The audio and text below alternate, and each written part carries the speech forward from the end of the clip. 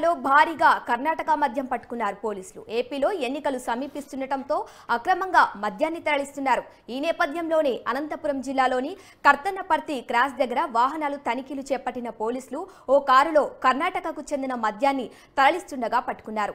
20 బాక్సుల tetra ప్యాకెట్ల మద్యాన్ని స్వాధీనం చేసుకున్నారు. కర్ణాటక నుంచి అక్రమంగా ఎవరైనా మద్యాన్ని తరలిస్తే కఠిన చర్యలు తీసుకుంటామని డీఎస్పీ శ్రీనివాసులు తెలిపారు.